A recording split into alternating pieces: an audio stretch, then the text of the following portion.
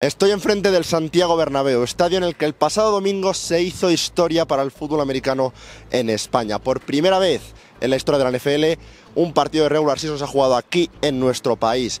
Y este es un proceso que ha sido largo. Estamos hablando de más de 7 décadas de proceso largo y tenuoso que empezó, paró, volvió a empezar en multitud de ocasiones para poder llegar a este momento. Este es un proceso que no solo afecta a la ciudad de Madrid, sino que ha afectado a ciudades y países a lo largo y ancho del planeta Tierra. Hablo de sitios como Sao Paulo, como Londres, como Dublín, Berlín, Frankfurt, Sydney, y con la NFL intentando ampliar a 16 partidos internacionales en el futuro cercano, según Roger Goodell. Está claro que este plan va a afectar a cada vez más sitios. Es por eso por lo que quiero echar la vista atrás a los últimos 75 años de expansión internacional de la NFL, para dar un poco de contexto al plan con el que la National Football League quiere convertir a este deporte de nicho en una superpotencia mundial.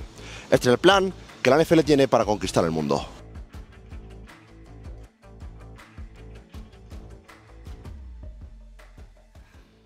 Como con toda historia, qué mejor que empezar por el principio. La NFL lleva más de 100 años de historia en Estados Unidos y durante más de la mitad de esa existencia ha intentado expandirse a nivel mundial. Todo comienza el 12 de agosto de 1950, cuando la NFL juega su primer partido fuera de las fronteras estadounidenses. Los New York Giants se trasladaron a Ottawa, Canadá, para jugar un partido de exhibición contra los Ottawa Rough Riders de la CFL. Para los que no lo sepáis, la CFL y la NFL juegan con sets de normas diferentes. Los veteranos del canal recordaréis el vídeo que hice hace como un año y medio sobre el rush, la norma canadiense que permite anotar un punto mediante un punt. Pero también hay otras normas diferentes, como por ejemplo el hecho de que se juegan sets de 3 downs en vez de 4. Esto es importante, ya que en este partido de exhibición, al igual que en otros partidos futuros, ambos equipos jugaban una mitad usando reglas CFL y otra mitad usando reglas NFL.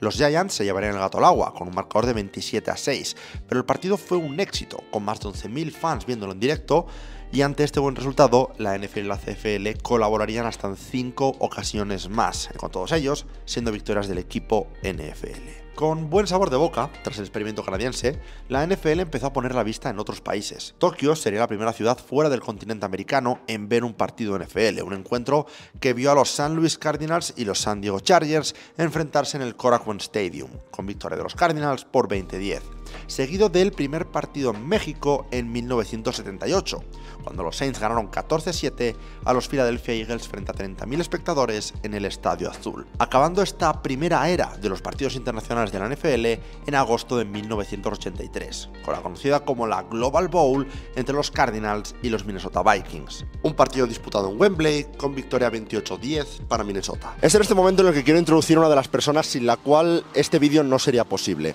Muchos le conoceréis por ser comentarista de la NFL en DAZN o por ser una de las talentosas voces del Capologist, pero el motivo por el que interesa para este vídeo es por su faceta en los Barcelona Dragons, un equipo que es primordial en el desarrollo de la NFL en España. Estoy hablando obviamente de Rafa Cervera, con quien tuve una conversación de más de una hora que podéis ver de forma íntegra en nuestro Patreon. Pero el motivo por el que lo introduzco aquí es porque, aunque estos partidos de los que he hablado sí son partidos internacionales, son de equipos NFL, realmente no estaban apoyados por la NFL. Mejor que lo explique Rafa. Era un partido de dos equipos de la NFL, pero no reconocido por la NFL. Porque lo mismo, en México se jugó, no me acuerdo dónde, y bastante antes, un Saints-Eagles. Y ese partido tampoco sale ni en la historia de la NFL, pero me acuerdo porque yo vivía en México y me acuerdo un amigo mío fue. Pero no le dieron ni promoción ni nada, o sea, fue como se pusieron de acuerdo los dos equipos y jugaron. Pero vamos, que fuese por iniciativa de la liga o de los propios equipos, la NFL empezó a ver un filón en el fútbol internacional. Estos partidos estaban atrayendo a miles de personas, tanto en Asia como en Europa, para ver un deporte que, sinceramente, casi nadie fuera de América conocía. Es por esto por lo que la NFL tuvo claro qué hacer a continuación. Era hora de expandir estos partidos de pretemporada. Es gracias a esto que en 1986 nace la American Bowl, una serie de partidos internacionales de pretemporada que verían a los equipos de la liga viajando a lo largo y ancho del planeta, con énfasis adicional en Europa y Japón. La idea original era tener un partido de pretemporada al año fuera de Estados Unidos. Este partido se consideraba un equivalente al Hall of Fame Game. Es decir, que si te tocaba jugar un American Bowl, tendrías que volar al país en el que te toca jugar el partido y volar de vuelta a Estados Unidos para tus responsabilidades de precision habituales. no te daban ningún tipo de bye y jugabas un partido más que el resto de equipos. Estas American Bowls se jugaron inicialmente en Londres, siendo allí sus primeras 3 ediciones, pero expandiéndose rápidamente a Tokio primero y luego a muchas otras partes del mundo. Desde la primera American Bowl jugada en Wembley el 3 de agosto de 1986 entre los Chicago Bears y los Dallas Cowboys, hasta la última jugada el 6 de agosto de 2005 en el Tokyo Dome entre los Falcons y los Colts, se jugaron un total de 40 American Bowls. 16 de ellas fueron en Europa, repartidas entre Londres, Dublín, Berlín y Barcelona. 13 en Japón, todas en Tokio, salvo una que fue en Osaka, 6 en México, 4 en Canadá e incluso una en Australia. De hecho, se puede ver un claro incremento en el interés por parte de la NFL a principios de los 90, con 3 e incluso 4 American Bowls jugándose cada año durante el primer lustro de la década. Es gracias a este claro éxito que la NFL decide dar un paso más allá, creando una liga secundaria internacional conocida como la World League of American Football, que vio su primer partido en marzo de 1991. Este proyecto de liga es algo inverosímil incluso a día de hoy. 10 equipos formarían la versión original de esta liga. 3 en Europa, los London Monarchs, Frankfurt Galaxy y Barcelona Dragons. 4 en la costa este de los Estados Unidos y o Canadá, con los New York New Jersey Knights, los Orlando Thunder, los Montreal Machine y los Raleigh Durham Skyhawks, con 3 más sumándose en la costa oeste, siendo los Birmingham Fire, los San Antonio Raiders y los Sacramento Surge. Con esto, la NFL tenía un plan para mantener el fútbol relevante durante todo el año. En primavera tienes la World League, dando una alternativa primaveral a los seguidores estadounidenses, con 6 equipos en su propio territorio y 5 de ellos en territorios considerados importantes, pero que no tenían ningún equipo de la NFL, mientras que los otros 4 equipos viajarían por Europa, Canadá y obviamente Estados Unidos para dar pequeñas pruebas del deporte a los seguidores menos familiarizados con el fútbol. Una vez concluida la temporada de la World League tenías las American Bowls, que servían para traer el producto final, es decir, la NFL, a estos seguidores internacionales, con auténticos partidazos sobre el papel, como por ejemplo esta primera American Bowl del 86 entre los Bears, que eran vigentes campeones, y los Cowboys, que son, joder, el equipo de América, ¿no? O, sin ir más lejos, el 49ers Steelers, con el que la NFL desembarcó en España por primera vez en 1993. Pero claro, eso es la teoría. Sobre el papel, la idea parece espectacular, pero cuando la pones en práctica, te das cuenta de que no todo es tan bonito como parece. Y no hay mejor ejemplo para verlo que la primera temporada de la World League en 1991. Os preguntaréis que dónde estoy ahora mismo. Pues bien, estoy en el aeropuerto de Frankfurt. Me toca hacer una escala de un par de horas de camino a Berlín y es curioso cómo funciona la vida que justo cuando estoy preparando este vídeo me toque pararme 2 horas en Frankfurt, porque justo en esta ciudad, a unos cuantos kilómetros para allá, se encuentra el Deutsche Bank Park, el estadio principal de la ciudad de Frankfurt y estadio en el cual los Frankfurt Galaxy y los London Monarchs jugaron el primer partido de la historia de la World League of American Football. Un partido en el cual asistieron 23.000 personas, que para ponerlo en contexto es la mitad de gente que hace un par de años vino a ver a los New England Patriots y a los Indianapolis Colts jugar en ese mismo Deutsche Bank Park. Con esos números en el partido de debut de una liga que se había anunciado apenas 3 meses antes y con la friolera de 61.000 personas abarrotando Wembley para la World Bowl, el equivalente de la Super Bowl en la World League, estaba claro que en términos de atraer a seguidores, la liga estaba funcionando. El problema es que en todo lo demás estaba siendo un absoluto desastre. Para poneros un ejemplo, dejarme hablar del equipo de esta ciudad en la que estoy ahora mismo, de los Frankfurt Galaxy. Su primer general manager fue Oliver Luck, ex quarterback de la NFL y padre de Andrew Luck, que tuvo un aterrizaje en la ciudad un poco accidentado, por decirlo de forma un poco fina. Aunque la World League se funda curiosamente el día de mi cumpleaños, el 19 de julio de 1989, a Oliver Luck no le contactan para ser general manager hasta finales del año 90. Y Oliver Luck aterriza en este mismo aeropuerto en el que estoy yo ahora mismo a finales de diciembre de 1990, con unos 3 meses para acabar de organizar el equipo. O al menos él piensa que solo le queda acabar de organizar el equipo.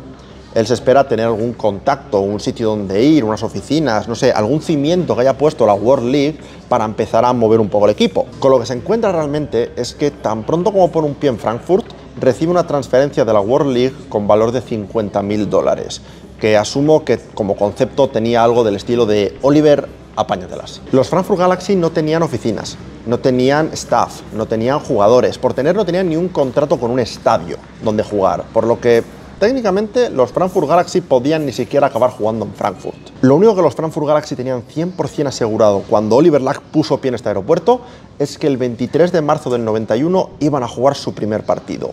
Fuese donde fuese, con el equipo que fuese y con el staff que fuese. Y oye, todavía no tengo muy claro cómo, pero lo consiguieron. Ese 23 de marzo se jugó un partido, se jugó en el Deutsche Bank Park y viendo los números de asistencia que hablábamos antes, fue un completo éxito, ¿no? Se celebra.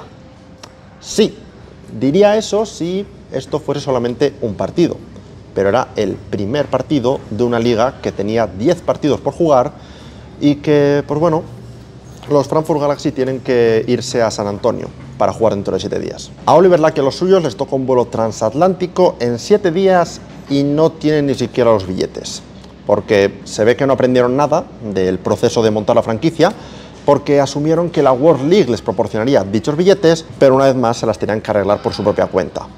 Consiguen los billetes, empiezan a viajar y resulta que el autobusero se confunde de aeropuerto. De alguna forma lo consiguen apañar, al día siguiente van al aeropuerto que les tocaba ir, pero solo pueden volar hasta Atlanta, no hasta San Antonio, por lo cual les toca un viaje en bus de Atlanta a San Antonio para poder empezar el primero de 3 partidos en Estados Unidos. Al final el problema que tenía la World League era el problema que todos nos estábamos viendo venir.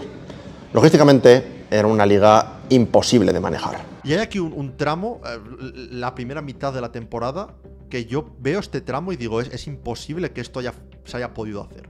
Porque recibís al equipo de New York. A Nueva York. Uh-huh. Viajamos a Montreal. Sí. Jugamos luego en North Carolina, en Raleigh. Luego recibimos a Orlando. Vamos a San Antonio. Luego vamos a Sacramento. Y luego volvemos, jugamos 3 partidos en Barcelona. Luego vamos a Londres. Entramos a playoffs, entonces vamos a jugar a Birmingham, Alabama, y volvemos a Londres para jugar la World Bowl. Sí, sí. Y ya no solo es eso, es partidos de que realmente hasta que llega ese tramo de 3 partidos seguidos en Barcelona, no juegas más de 2 partidos seguidos en un continente. O sea, ¿cómo se manejaba eso logísticamente? Porque tuvo que ser una pesadilla. Bueno, no, porque los entrenadores tenían que tener mucha paciencia. O sea, los entrenadores que no la suelen tener, ¿no? O sea, en el fútbol americano, que es el deporte más inflexible que hay, pues tenían que tener una flexibilidad. A nosotros nos pasa de todo. O sea, la primera vez que mandan la ropa a la lavadora, la estropean todos los uniformes porque las lavan a la temperatura inadecuada. Hay que pedir nuevos uniformes. Un día no llega la ropa para entrenar y están entrenando todos en tejanos en el pasillo del estadio porque no les dejaban el campo de entrenamiento. O sea, es logísticamente lo que requiere un equipo de fútbol americano una de las grandes estrellas de la historia de los Dragons es el señor Romero. ¿Quién era el señor Romero? El agente de aduanas. No, de verdad, no es ninguna broma, ¿eh? O sea, si no hubiéramos tenido al señor Romero, no sé si hubiéramos podido jugar. O sea, ¿cómo sacas los goalposts de la aduana? Como es evidente, aunque el apoyo de los fans estaba ahí, esta era una estructura que no podía funcionar a largo plazo. Aunque fuese únicamente por el impacto logístico y por tanto económico que tenía mantener la liga a flote. Es por eso por lo que la World League of American Football cierra sus operaciones tras tan solo 2 temporadas, poniendo lo que sería un punto y aparte en este megaplan de expansión que tenía la NFL. Eso sí, el cierre de la World League ayudó, aunque fuese indirectamente, a este aumento en el número de partidos que vimos para las American Bowl a mediados de los 90. La NFL había llegado a acuerdos con las ciudades en las que se alojaban los equipos europeos para jugar partidos en sus estadios como parte de la World League, pero con el cese de operaciones en la liga, estos contratos quedaban en peligro. Así que, por segunda vez en unos pocos años, Barcelona se vería beneficiada con un golpe de suerte para traer fútbol a la ciudad condal. Para empezar, los Barcelona Dragons de la World League nacen principalmente por el interés que tenía la NFL de estar en Barcelona. ¿Por qué? Porque en el 92 Barcelona iba a ser sede de los Juegos Olímpicos. Ese es el principal motivo por el nacimiento de los Dragons. Sí, España es un mercado interesante, hay mucho turismo, es una oportunidad de llegar a muchas culturas, pero si, yo qué sé, las Olimpiadas hubiesen sido en Helsinki, pues el equipo probablemente hubiera estado en Helsinki. Lo principal era acercarse al público olímpico. Por tanto, nacen los Dragons y la NFL firma un contrato con el Estadio Olímpico de Montjuïc. Debido al cierre de la World League, la NFL tiene que encontrar formas de mantener el contrato con vida. Así que fechan 2 American Bowls, una en 1993 y otra en 1994, que enfrentarían respectivamente a los 49ers y a los Steelers en la primera, y a los Los Angeles Raiders y a los Denver Broncos en la segunda. Al igual que en el resto del mundo, los partidos fueron un éxito en audiencia, pero con el tiempo la gente empezó a darse cuenta de una cosa. Sí, la NFL viene a jugar, pero no viene realmente a jugar. Como ya hemos dicho, estos son partidos de pretemporada, pero claro, si quieres vender el partido fuera de Estados Unidos, no puedes decir que es un partido de pretemporada. Tienes que vender a las estrellas de la liga. Tienes que venderlo como que los mejores jugadores de la liga van a venir a jugar a tu ciudad, aunque realmente van a jugar como mucho un drive. Pero claro, los fans no son tontos. Se la cuelas la primera vez, quizá la segunda, pero poco más. Sí, en ciudades como Londres o como Berlín, que ya estaban formando una base de aficionados de la NFL, o en países como Japón o México, en los que o bien ya hay una fanbase, o bien tienes un contrato de larga duración con los estadios, como era el caso de Japón, pues puedes ir a jugar ahí anualmente. Pero fuera de estos mercados, se podía decir que el experimento del American Bowl empieza a morir alrededor del año 95. El número de partidos anual desciende, durando hasta 2005, sí, pero en los últimos años jugando casi exclusivamente en Japón porque tenían contratos de larga duración firmados con el país. Visto esto, parece que el intento de expansión internacional había muerto, pero en realidad lo único que muere fue la American Bowl. Volvamos a esa American Bowl del 94 que os hablaba en Barcelona. Pues la NFL, cuando cierra operaciones en el 92, la World League of American Football, no le funciona económicamente, pero en Europa había tenido muchísima afición. Tanto los Barcelona Dragons, los Frankfurt Galaxy y los London Monarchs.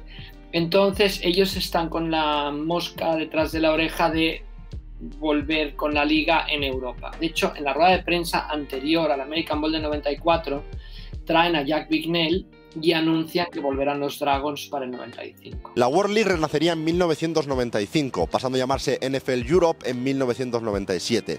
Con esta nueva edición de la liga vendrían cambios, siendo el principal que hay 3 equipos que se mantienen, los Barcelona Dragons, los London Monarchs y los Frankfurt Galaxy, pero los 7 equipos americanos desaparecen por completo, dando paso a 3 nuevas franquicias europeas, los Scottish Claymores, los Amsterdam Admirals y los Rhein Fire. A estos 6 equipos se les unirían nuevas franquicias europeas en el futuro, como los Berlin Thunder en el 99 o los Cologne Centurion y los Hamburg Sea Devils a principios de los 2000. Con esta nueva estructura europea, obviamente, el problema logístico se solucionaba, y esto ayudó a que la liga se mantuviese en activo hasta 2007. Pero este no es el único cambio que vino con esta nueva iteración. El cambio más importante sería la adquisición de jugadores. En la World League los jugadores eran adquiridos por los equipos de la liga. Eran jugadores que o bien no habían podido jugar en la NFL o que si lo habían hecho no habían tenido muchas oportunidades. En esta nueva edición de la liga, los jugadores vendrían directos de los equipos de la NFL a modo de cesión. En la segunda etapa se acaba esto de la segunda oportunidad del jugador. O sea, la NFL para vender internamente que la liga continúe, todos los jugadores son cedidos por la NFL. Hay un grupo pequeño que viene vía draft, que son los pobres que no tienen trabajo, pero la mayoría vienen cedidos de la NFL. Y la NFL quiere ver si pueden jugar o si pueden o si no pueden jugar. Este sistema ayudó a que varios jugadores muy importantes de la década de los 2000 tuviesen una oportunidad de demostrar lo que valían en Europa, antes de ganarse un puesto en un roster real de la NFL. Jugadores como James Harrison, Adam Vinatieri o Kurt Warner tuvieron paradas en Europa, con Warner y Vinatieri diciendo en múltiples ocasiones que sin su paso por los Amsterdam Admirals de la NFL Europe nunca habrían tenido la oportunidad de llegar a donde llegaron. Y con James Harrison llevando su ropa en una bolsa de los Rhein Fire durante años, como recordatorio de cuáles fueron sus verdaderos inicios en la NFL. Y este no fue el único beneficio. A lo largo de los años, tanto en la primera etapa como World League, como en la segunda etapa como NFL Europe, la liga se utilizó para probar conceptos nuevos. Ya podía ser, por ejemplo, en el juego, donde se probó por primera vez en la NFL el overtime en el que ambos equipos controlan el balón, o simplemente metiendo cambios a las retransmisiones, con cámaras puestas en el casco de algunos jugadores, o la introducción de los discursos postpartido de los entrenadores desde dentro del vestuario. Todo eso empezó en NFL Europe. Pero a su vez, todo esto nos lleva a una pregunta. Estamos hablando de traer un deporte tan complejo como el fútbol a una audiencia nueva que en su mayoría lo desconoce. ¿Cómo consigues atraer a estos nuevos fans? Esa es la gran pregunta, que sinceramente creo que la NFL sigue intentando responder incluso a día de hoy. Puedes organizar clinics para explicar el deporte a gente de todas las edades. Puedes intentar integrar el deporte en la cultura del país. O en el caso de NFL Europe, puedes centrarte en lo que más llama la atención: el espectáculo. Los Frankfurt Galaxy y los equipos alemanes en general eran conocidos por esto. Antes de cada partido se celebraban las conocidas como Power Parties, la versión de un tailgate a la alemana, podríamos decir. Fiestas con música, comida y bebida que empezaban hasta 4 horas antes del inicio de un partido. Una vez dentro del estadio, el show continúa.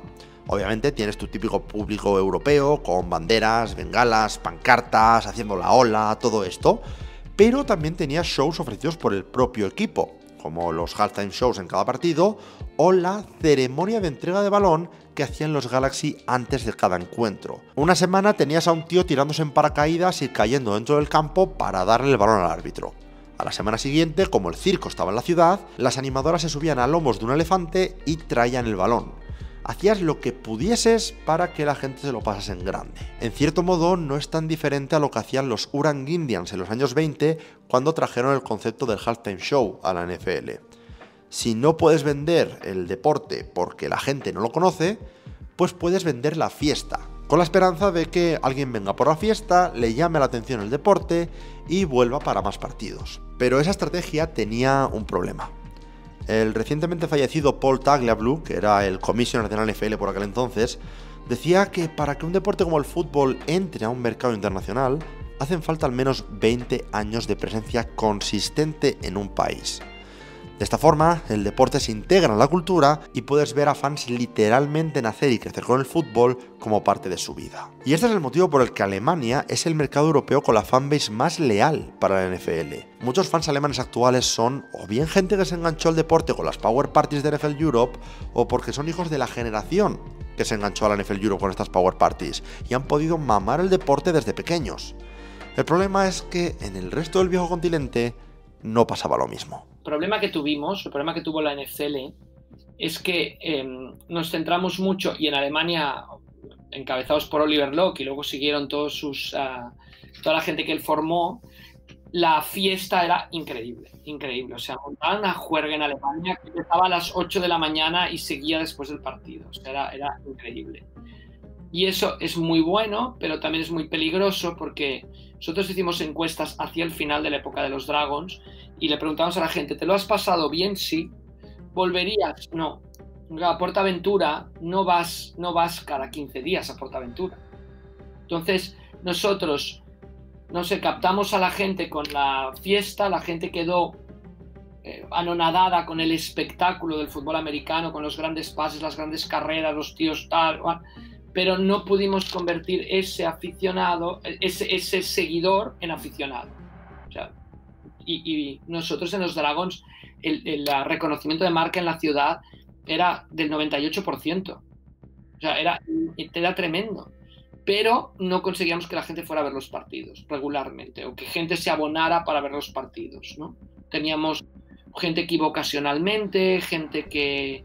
Y luego la prensa pues empezó a decaer por esto, porque es una liga de segunda, los jugadores que vienen son de segunda, no repetíamos jugadores, o sea, un jugador triunfaba y o se iba a la NFL o lo cortaban en la NFL, pero no lo volvían a enviar. Es por eso por lo que según pasaban los años, el tirón de NFL Europe fuera de Alemania fue descendiendo.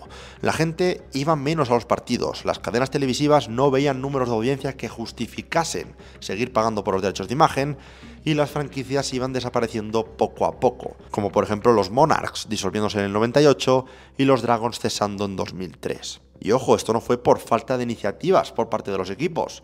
Los Dragons empezaron un partnership con el FC Barcelona para intentar ganar notoriedad por asociación, mientras que los London Monarchs se convirtieron en los England Monarchs, convirtiéndose en un equipo itinerante por toda Inglaterra en su última temporada, incluso llegando a fichar a William Perry de Fridge, que era uno de los jugadores más reconocibles por el público inglés, como atracción estrella para el equipo. Pero nada de eso funcionó.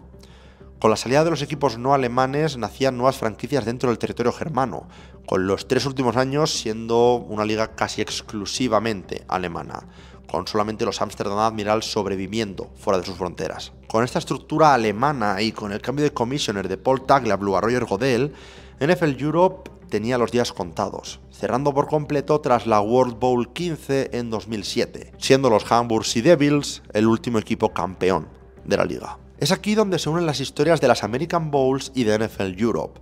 La American Bowl falló porque los partidos no tenían importancia y las estrellas que se promocionaban no jugaban en los partidos. NFL Europe faltó por la falta de conexión entre algunas de las ciudades y el deporte. Pero, ¿qué pasa si intentamos arreglar ambas a la vez? Esa es la idea que Alistair Kirkwood presentó a Roger Goodell. Un plan de acción que lleva en marcha casi 20 años y que, tal y como predecía Tagliabue, parece estar empezando a dar sus frutos. La idea es simple.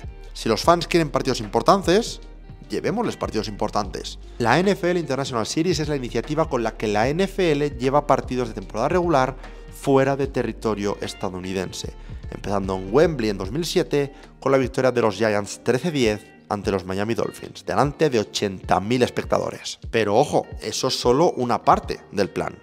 Ya tienen los partidos importantes, pero si no hay gente que vaya a verlos porque no hay aficionados para el deporte, ¿de qué te sirven? ¿Qué pasa cuando la NFL lleva unos años viniendo a una ciudad y se empieza a ver como lo que decía Rafa Cervera, como una visita a por aventura? Pues ahí entran dos iniciativas, el International Player Pathway Program y la NFL Academy. Dos iniciativas con las que la NFL intenta traer talento internacional a la liga. El Pathway Program es la evolución de lo que se conoce como el International Development Practice Squad Program, que en 2004 nació con el objetivo de, añadir gente al Practice Squad que venga de procedencia internacional. Este programa se pondría en pausa y reiniciaría un par de veces antes de reinventarse como el Pathway Program que tenemos ahora mismo, con más de la mitad de los equipos formando parte del programa. Esto es importante porque una de las formas de incentivar que la gente juegue a un deporte es darles un camino para llegar a la élite de dicho deporte. En Estados Unidos esto existe, empiezas en high school, pasas por college, llegas a la NFL. Ese es el camino, pero desde fuera de Estados Unidos este camino no existe. Con el Pathway Program se da una alternativa que, aunque sí que es cierto que aún no ha dado un gran número de jugadores titulares indiscutibles, sí que ha creado casos aislados, como el de Jordan Mailata, que ha conseguido convertirse en un titular indiscutible en los Eagles, logrando un anillo de campeón y un Second Team All Pro en 2024 a través del Pathway Program. La otra iniciativa que tiene en juego la NFL es la NFL Academy, un programa de desarrollo para estudiantes nacido en 2019 que cuenta con dos sedes, una en Reino Unido, centrada en el desarrollo de jugadores europeos y africanos, y otra en Australia, centrada en el desarrollo en el territorio asiático y pacífico. Obviamente, al ser una iniciativa centrada en jugadores más jóvenes y al llevar solamente 6 años de existencia, no tenemos ningún caso de éxito en la NFL. Pero, por ejemplo, Emmanuel Okoye fue reclutado como prospect de 3 estrellas por la Universidad de Tennessee, saliendo directamente de la NFL Academy, sin pasar por el esquema de high school americano. Emmanuel es ahora mismo un sophomore buscando oportunidades de juego en Tennessee, pero es evidente que ya hay un pequeño camino a por lo menos romper la barrera y llegar a college desde Europa, algo que antes era mucho más difícil. Y estoy seguro de que es solo cuestión de tiempo de que un jugador salga de NFL Academy, se gane un rol importante en una universidad de prestigio y se convierta en un prospect de primera ronda del draft, dando un camino más directo al mismo para jugadores de fuera del sistema estadounidense. Lo que no nos puede quitar nadie a los fans de la NFL es que por fin ha llegado el día, ¿no? Por fin hemos podido vivir un partido de la NFL en nuestro país. Y mira, durará lo que durará, la NFL llegará donde llegará internacionalmente, pero mientras dure, lo vamos a disfrutar. Muchas gracias por ver el vídeo, si os he visto por Madrid, un saludo y un abrazo, y a disfrutar del fútbol americano en España, que por fin está aquí. Nos vamos.